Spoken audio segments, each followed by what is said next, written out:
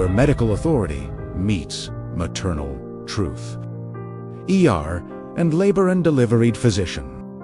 Double board certified Dr. Kailey Buller brings expert guidance to postpartum and newborn care, speaking with wisdom shaped by medicine and motherhood, offering evidence-based support in life's most tender season, cutting through fear with clarity, calm, and truth.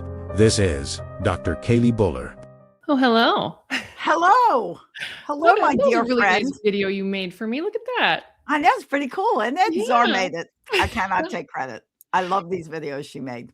No, I They're love pretty that. cool. Yeah, she's very talented. She can send you a copy of it if you want. Yeah, I would love that. Put it on before, like, Yes. impress your friends.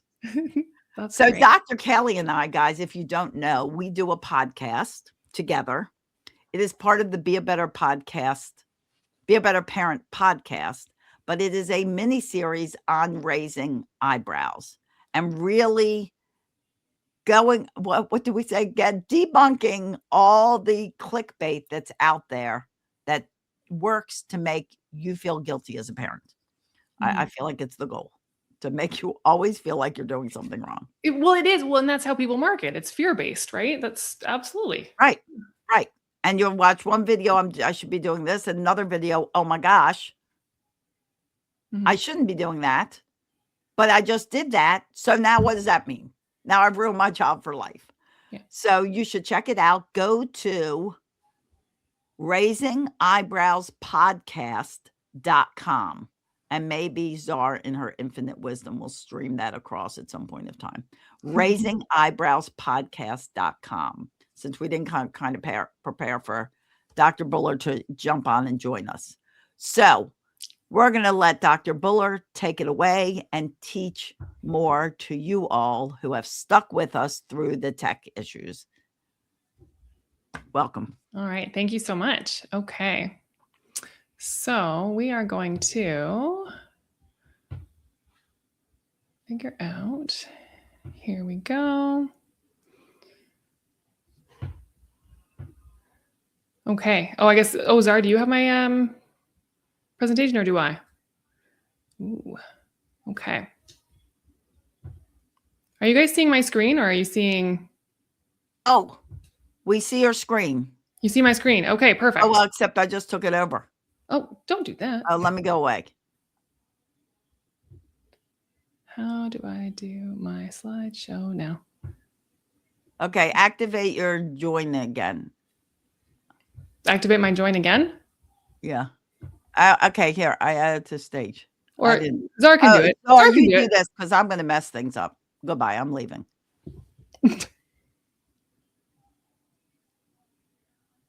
Oh my goodness, this is sketchy. Look at all these technical difficulties.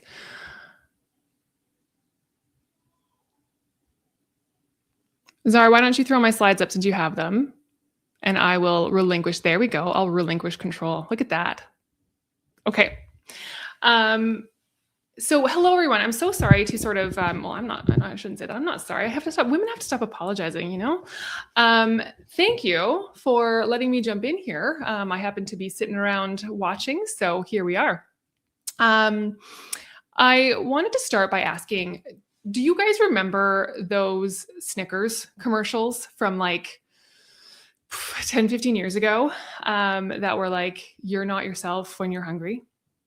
And I think one of the commercials was like Betty White playing football. Anyway, it was this really great commercial, this really great campaign. And I think one of the main reasons that it was so successful was that it was universally recognizable. Like everyone knows that you're not yourself when you're hungry. And the term hangry obviously exists for a reason. But what's interesting is that even though we know this, we know that we'll get angry when we're hungry, we aren't that good at fixing it, at doing things about it. And I find, at least with the parents that I work with, that we're very lenient with our kids. And we use that very much as an explanation more than an excuse, right? Like, oh, looks like it's bedtime, right? They're getting tired and we're ready to put them to bed, or they're having a meltdown and we give them a snack and that seems to fix things. Like it's intuitive as a parent, but as a functioning adult, we don't necessarily make those same choices. So I'll move on to the next slide. Before I get on too much further into my talk, I want to tell you a little bit about why I'm talking about this, because I am not a sleep expert. I am not a nutritionist. I am an emergency room physician and a labor and delivery physician, and I am a mom. And I think that is the most important of all, because I have lived through the sleep deprivation piece. But also as a physician, I've lived through it and I've seen it. And I mean, if you guys feel comfortable, even in the comments, I would love for you to share some of the crazy things that maybe your mind has done or that you have done when sleep deprived or hangry, like unhinged. You had a meltdown like a toddler in a grocery store, whatever the case may be, because I think we need to normalize that a little bit more and move on from there. So if we move to the next slide, this is where I want to start. So 89 is the longest amount of time that I have gone without sleep. So for those of you who are good at mental math, you're probably already figuring out how long that is. I was on a stretch of 7 days working at the hospital, and normally I do a 7-day stretch of call because we deliver about 1 baby a day. Like we have 350 babies delivered a year. So it works out to about 1 baby a day, and you can usually get some sleep and do 7 days of call in a row. This particular week, that did not happen. I delivered 11 babies in the first 36 hours, which was a bit crazy. And I started my call shift Sunday morning, and I didn't get to sleep until Wednesday, shortly after midnight. So what's interesting is I only remember the first 36 hours and the last 4. Like there's a 48-hour gap in the middle of that, and I don't remember it. I don't know what happened. And I think that that's probably because my brain was not functioning at all.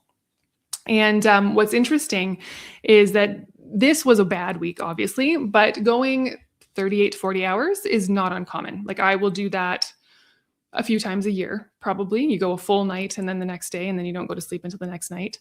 And in residency, medical school and residency, it's really, really common routine, at least once a week, usually twice, to go at least 24, 26 hours without sleep.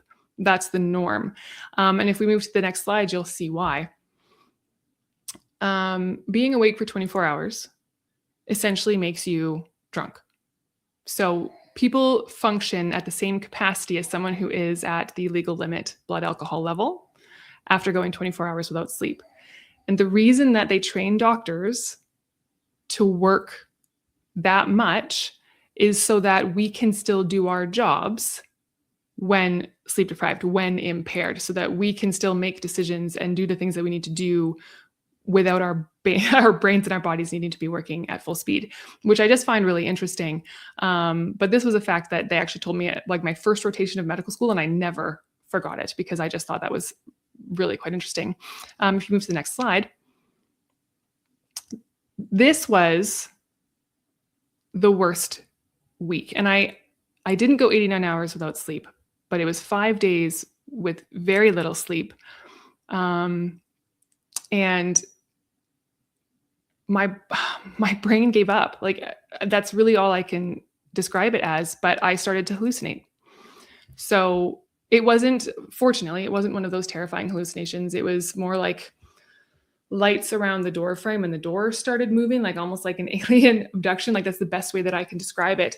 But I have had patients who come in who legitimately think that they're losing their mind because they're hallucinating. And it's very often from sleep deprivation. I mean, postpartum psychosis is a real thing. And when I was in that moment, I knew I was hallucinating. I knew it was happening. And I knew that because I knew I was hallucinating, because I knew it wasn't real, I knew it wasn't psychosis. But my brain obviously wasn't working, and I was a little bit afraid that I was psychotic. So for someone who doesn't have the medical knowledge to be experiencing something like this, and this does happen probably more commonly than women admit, I can't imagine what it would be like to go through that and not understand what's happening to your body. So I think it's important that we talk about this. Next slide. So let's talk about what actually happens. So what is actually happening in your brain? And we'll move to the next slide. But there are many factors at play. So this is a really oversimplified version, but the prefrontal cortex is the part of your brain that's responsible for executive functioning. So working memory, rational thought, logic, emotional regulation, impulse control, all of that is managed by the prefrontal cortex. When you are sleep deprived, your brain downregulates the prefrontal cortex and upregulates the amygdala, which is the emotional response center. Basically, it's your alarm system. When you are sleep deprived, the alarms turn on, which makes sense. Your body is in trouble, so your brain is saying it's time now to shut down. Next slide.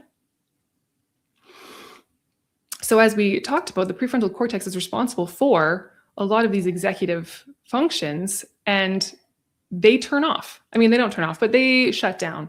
So we're no longer really capable when we are sleep deprived of being rational, thoughtful, emotionally in control adults. And what's very interesting, next slide, is they compared adults who don't have ADHD, who are sleep deprived, with adults who do have ADHD, and found them to be functionally the same. So when you are sleep deprived, so new parents have ADHD. Like that's what I tell my parents. Like you have ADHD. You are not functioning on the same level at the same capacity as you were before you had a baby.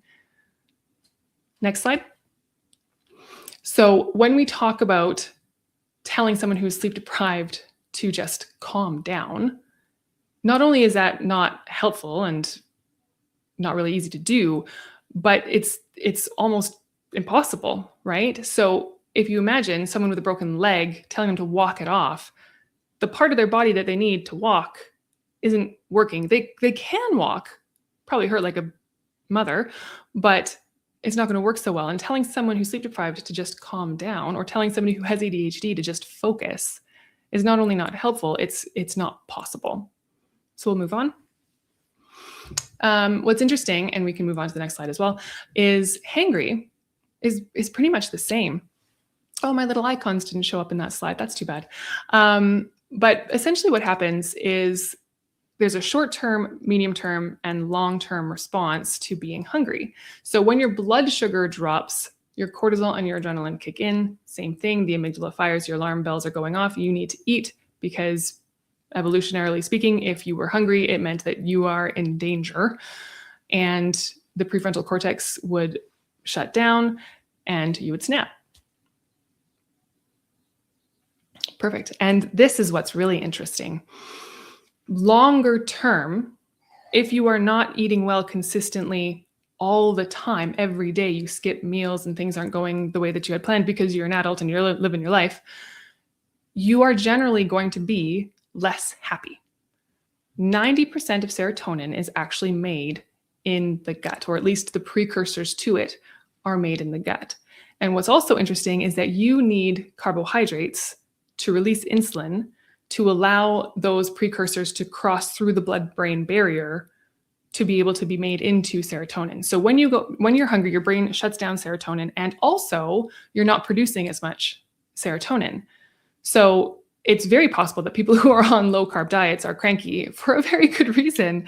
And I mean, I kind of say that in a flippant way, but this actually does impact your neurotransmitters. This impacts the hormones that regulate mood. So it's more than just, I'm tired and cranky. And that basically just shows the pathway without my icons, which isn't that exciting, but it shows that the serotonin production is in the gut, and there is a nerve basically that connects the two, and they communicate together. Next slide. So the next thing that I wanted to talk about was when you are hangry, you might not know that you're hungry when it's happening. So the blood sugar drops, the hunger hormone starts to rise, their serotonin is down-regulated in the brain before you actually feel hungry. So this is where people, I think, sometimes don't notice, and other people will notice that maybe you're hungry before you do, which is also why I think children will snap before they will admit to being hungry. Next slide. So none of this is actually helpful unless I tell you what you can do about it. So we'll move to the next slide. I'm so sad that all my icons are missing, but anyway, There are some really, not funny, it's funny. There are some really funny names that people have come up with for the different types of being unable to sleep. So if you are in the stage right now where you have a newborn or an infant, there is honestly not a great deal that you can do because infants only sleep 2 to 4 hours at a time. So your sleep will be fragmented, and that's going to cause problems. And when people say sleep when the baby sleeps, I know that that's super annoying and super not helpful because there's other stuff that has to get done, but leave the other stuff. Sleep is so much more important to your ability to function and also your ability to bond with your baby. So I do tell people that yes, some things have to get done around the house. Obviously, you can't sleep all the time, but if your baby is a bad sleeper, take advantage of whatever pockets you can. If you are a parent with young kids, I love this. And you wind up staying up late and you're on Netflix and you're tired, but you're just watching TV and all of a sudden it's midnight and you're going to bed and you're like, oh God, I can't believe I stayed up till midnight again. It's called, this actually has a name, revenge bedtime procrastination. And I love this so much because it just feels so accurate. And what this is that your day, the first 14 hours of your day don't belong to you anymore as a parent. And so you take advantage of that time that you have that's kid-free time to yourself. And what's interesting is that the solution to this isn't necessarily going to bed sooner. It's finding other dopamine hits throughout the day, pockets of time that are yours so that you don't feel like you need to take advantage of those evening hours. Next slide. Okay. This is a really cool study that was done. And I love that it's called the Nappuccino. So this is something that you could do, like honestly, even after this talk, you could give it a try. And what you do is if you're the type of person who can fall asleep quickly, you set an alarm for 30 minutes and you drink a cup of coffee right before that. And then you have a nap. So you have a cup of coffee, you have a nap, you wake up before 30 minutes, so between 20 and 30 minutes, and you're going to wake up as the caffeine kicks in. And this has been proven to improve performance and alertness by drastic amounts. Like they actually did this with a NASA study and the pilots performed so much better. So if you are in a state where you cannot get more sleep at nighttime, like you're just so busy, but you've got a 20-minute window in your day, this can absolutely help. I've never tried this because I can't fall asleep within 20 minutes, but for someone who can, I would absolutely take advantage of this. Next slide. And these are a few other things that I think are really practical shifts that can help because as much as we need to talk about sleep hygiene, and I'm so glad that that was brought up in the previous talk, even just briefly, fixing sleep hygiene only fixes sleep hygiene problems. So if the reason you can't sleep is because you have poor sleep hygiene, practicing good sleep hygiene will fix it. But if you already have that foundation, there are other reasons why people can't sleep, like revenge bedtime procrastination or racing thoughts. So some of these things can help you to be able to sleep better and get better rest when you do finally sleep. And one of the most important things, I think, is the morning light. And I know it sounds like such a small thing, and I know it's also impossible to get.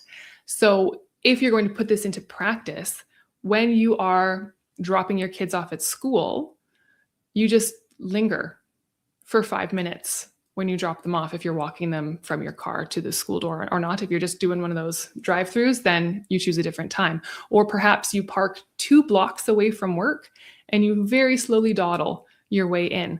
But that morning light can help reset your circadian rhythm, and it really helps to boost your mood.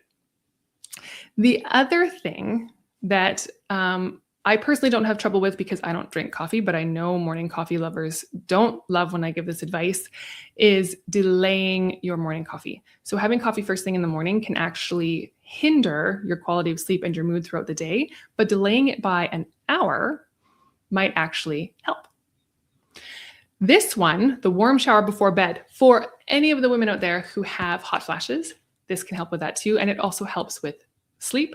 So being able to cool your core body temperature down before you sleep helps with both sleep quality and with hot flashes. So you have a warm shower or a warm bath about an hour before bed. It pulls the heat to the surface and you will more easily be able to cool down and you will more easily be able to fall asleep. Oh, Celia, delay coffee. That's so funny. But all of those strategies are just simple things that you could do throughout your day to try and help with the fatigue and the executive function, because I know that saying things like just sleep more is not helpful. And this slide here is really just a piece of advice. If you are sleep deprived, if you are hangry, probably not the time to be making big life decisions, probably not the time to, run down to Vegas and don't go do any gambling. It's not because you can't have those conversations, you can't handle them. It's because you're not functioning at full capacity. And I think that you deserve to give yourself the best chance to perform your best. So saving those conversations, those moments for times that you are well rested. And if you're the kind of person who can't sleep before an important day because of racing thoughts, there are things that you can do about that as well. And one of the easiest things to do is to either think random things and just go where those random thoughts take you. So those random thought associations, just follow them. Don't let the anxiety take over. You go, oh, I wonder what would happen if this, and what if there was a squirrel then? I didn't know that. Like, if you just follow them, just go with the flow. And sometimes that will lull you into sleep. And if you're not good at that, then you can do random word association games. So you say a word, and then the next word that you think of starts with the letter that the first word ended with, and so on and so forth. So things that will take your brain away from whatever it is you're currently worried about and focus on something else. Next slide. So this is one of the things that I always like to, reassure people. So I mean, you hear about people talking about you have anger issues, right? So this person has anger issues. And I mean, unless they're truly angry at baseline all the time, I don't think that it's an anger issue. I don't know that they're an angry person. I think that they have a short fuse. They're quick to react. They have an emotional resiliency problem. And some of that is learned, but some of that's biology. So it's not a character flaw. It's a biological problem that could potentially be repaired. And I think that shifting the mindset of I have this problem deeply rooted in my personality versus if I took better care of my body, that sounded judgmental. There are things that I could do to make this easier, right? And I think that will help to take anyone from where they are to where they want to be. I think next slide, it might be the last one. Yes. So don't use tired and hangry necessarily as an excuse. Oh, I'm sorry, I'm so tired. It's an explanation, right? This is legitimate. I didn't sleep very well last night. I'm not firing on all cylinders. I've used this before. Absolutely. I'm pretty tired. I'm not functioning very well today. So things might get a little out of hand. I don't know. And I've even said that to my children once before, like, kids, I haven't slept all night. Mommy might be a little bit short fused today. I might get angry a little bit easier today. Wound up, I didn't that particular day, which was nice, but you can let people know what's going on and hopefully they'll understand. I think the next and last slide just gives you some of my information. If you have any questions or if you want to find me, my handle on social media is @Vitals with Dr. Buller. It's all parenting and health and wellness. If that is something that interests you, please find me. And otherwise, thank you so much for having me. Thank you so much to Celia for organizing this event. I think it's so incredibly important. And hopefully we can all find a few really easy takeaways to help make our lives a bit easier.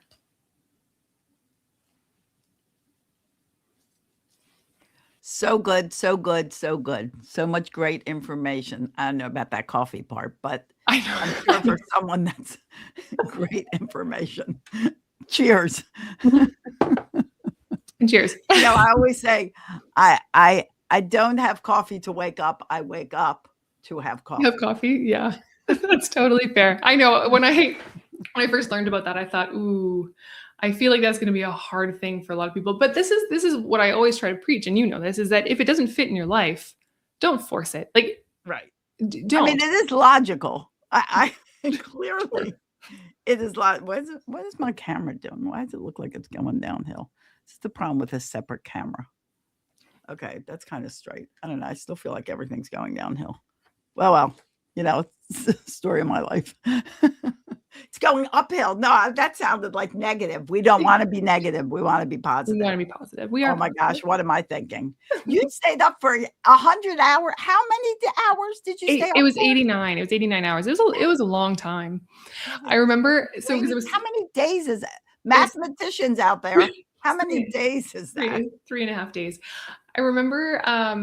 So it started on Sunday morning, and I got home for the first time. I got home on Tuesday morning, and I lay down, and my phone rang like as soon as I lay down, and I almost threw up. Like I was visceral. Like my response to that phone ringing was visceral. Like I was so done, and I went back to the hospital, and I didn't get a chance to leave again. And what's so terrifying was that Wednesday at like 11 p.m. I had to call someone to take over because I was resuscitating a newborn, and we had been there for like 3 hours resuscitating this baby, and it wasn't that bad. Like they needed respiratory support.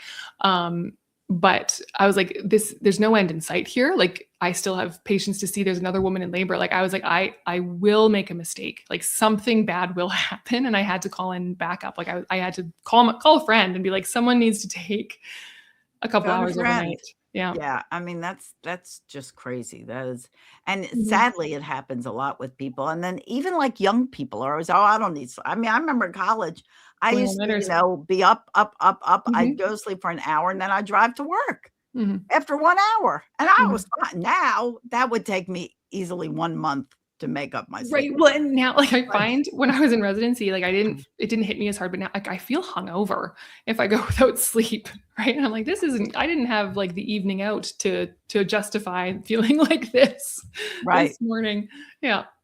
Yeah. I forgot to ask, does anybody have any questions? Because this is a good time to ask questions to the great and wonderful Dr. Kailey Buller, because she's very smart and she can give you answers, which is our goal here today. Yes. So if anybody has questions like, when can I drink coffee?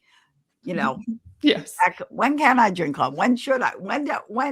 Well, funny thing is in the morning, I drink warm water first and I do a little movement. And I actually, people out there in TV land, I actually have a morning calm routine. If anybody wants it, put morning calm in the comments, or morning, just put morning in the comments. And by we, I mean Czar, will note that. And then we will send you out the morning calm routine, because it's a great way to start your morning. And it actually does not include coffee first thing. So I do actually do that each morning. So no questions. What? It cannot bypass the psychological degradation of cognitive function. This is from our Master of Science, Matthew. He loved your talk. Scientifically, okay. Yeah. Matthew, do you want to come on and there more talks? No. Yes. Do you want to? No, he doesn't want to. No. What's interesting, so I mean, and the reason that I think that we do, and you're right, like it is a myth that you have to make people tough by sleep deprivation, but we still do 24-hour call as physicians, and I think that's the real piece, is that we need to make sure that when you're on call for 24 hours, that you will be safe doing the medicine that you're trained to practice, and so staying up for those 24 hours in training is important. Because what they've learned, and unless this has changed actually, but what they learned was that telling another doctor all of your patients, so handover, so handing over all your patients to another doctor for the night shift, there's more risk involved, more patient errors, more things go wrong than the doctor staying up all night and taking care of the patients overnight. So a drunk doctor is actually better than a new, fresh doctor who doesn't know the same patients. Oh, yeah, because of the history. Right. That makes perfect sense. That makes perfect sense. Yeah. Well, and it's like, it's like when you advise, and I know I advise my new parents to grab sleep wherever they can. Mhm. Like, I'm always like, if somebody comes to visit you, they're not visiting you, they're visiting your baby. So let them visit your baby and you go sleep. I mean, they're probably like, hi, how are you? Great to see you. You know, especially your parents, they just want to see their baby. It's like, hello, remember me? I'm like, your actual child by birth. Do you remember me? Do you know my name? And, you know, I just had a conversation with a new client of mine that just had her baby a month ago, the other day. And, you know, I was like, well, prepare for from this point forward, I'll try to talk.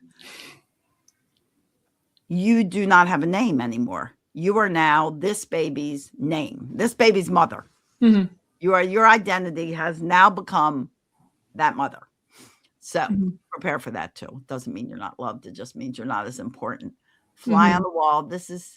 She is a star. I am Matthew. He's making funny, Mr. Science guy, Mr. Funny, Mr. Serious. Dr. Serious. I'm supposed to say doctor. Yes, Because very he is important. one, and I only play one on TV. So anyway, I'm not seeing any questions, but I have one question for you. And that is, sorry, a pop-up note came up. So one question is, when parents have like a true lack of sleep, is there, does, and I mean like not sleep like doctors do, not sleep. Does everything in your body lessen function? Like, do you not digest as well? Do you not breathe as well? Like, does it affect all the other workings of I know it's like somebody drunk, and somebody driving without sleep is like somebody drunk, but what about the rest of the functions of your body? That's a really good question. And because I'm not a sleep expert, I don't know truly what the impairments are. I'm going to guess that there will be some impairments. I mean, if the brain slows down, everything else is going to as well, because the brain controls it, right? But I don't know the answer in terms of like which parts and how. Right. Yeah. Right. I mean, it just seems like, I feel like, you know, you don't get hungry, or, you know, there's all this other weird behavior Yeah. that comes along with it. Lack of sleep, and the purpose for sleep is to rejuvenate. You know, is to rejuvenate your organs and your brain and everything else, to like kind of kickstart, like when you turn off your computer and turn it back on. That is the, you know, reason your body needs sleep, is to like pump it up again.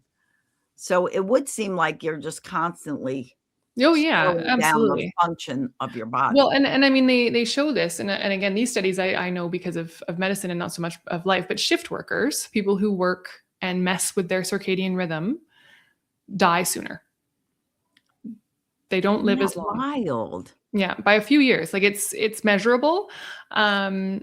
So obviously, sleep is incredibly important, right? That is crazy. That is really, Yeah. see? Yeah. And So I mean, like definitely the incidence of like you're not cardiac dead. arrhythmias go up, right? So you're more likely to get a cardiac arrhythmia or atrial fibrillation if you're a shift worker. So yeah, there are absolutely impacts on the So body. they don't, sorry, I have to like message for the next speaker. They don't, like you always say, and for doctors too, like when you start working 8 o'clock at night and you go till 8 in the morning or something like that, that your body readjusts that.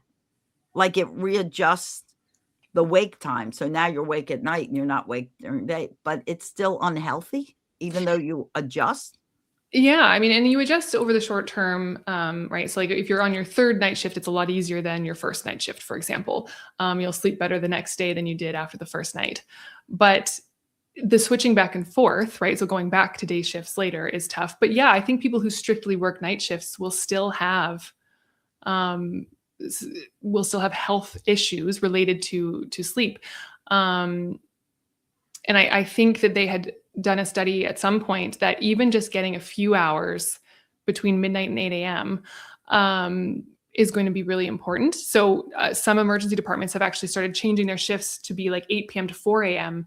and then 4 a.m. till noon, so that their workers can get a few consolidated hours during midnight to 8 a.m. Like those hours are particularly important. And so for doctors and other people that are always flipping sleep, like now they're coming in at 8 in the morning, now they're coming at 3 in the afternoon, now they're coming like around the clock, there is no consistent sleep. That's got to be horrible for you. Yeah. It's got to be the worst. It's not great. Yes. And I mean, and it's similar to having a newborn, right? And I harp, I harp a lot in parenting about sleep. Yeah. About sleep training. And not so much like people think sleep training is like cry it out. And I don't mean that. I mean, and we have a podcast talking about that. We do. FYI. And my podcast as well, if anyone's interested, it's called Surviving Tiny Humans. I have a 7-part series about sleep teaching. And there will be more on sleep to come because it is so important. But when we just kind of go with the flow and we don't worry about those healthy sleep fundamentals for baby, they come out with a backwards circadian rhythm. They don't really have the same melatonin production. They don't sleep at night and wake during the day. Like they don't have that. And so when we're following their pattern, that impacts us. Right. And so the sooner we can help baby in a healthy and totally reasonable way get onto the right track, that's going to be better for us. And I know that when people talk about sleep teaching and sleep training, particularly when it comes to babies, we always focus on what's best for the baby. But your relationship to your baby, your health also matters for your baby, right? So I just feel like we have 100%. We always have to look at the person and the family unit holistically and take everything into consideration, right? So newborns and shift workers, yeah, it's not good. What are you gonna do? Yeah. Well, Dr. Buller, always a blessing to have you here. Thank you for jumping in advance of your chat. We appreciate it. You're welcome to stay on for more fun and excitement and learning about calm, because you can still be fun and exciting and be calm at the same time. So people don't realize. I've had people say to me, I'm too fun. I'm not calm. You're probably more calm because you are fun. So we're going to bring on our next guest and say goodbye to you. And thank you very much for stepping in and enlightening us on like the deep darkness of sleep deprivation. It was my pleasure. Thank you so much for having me. And I mean, I'll see you soon. Okay.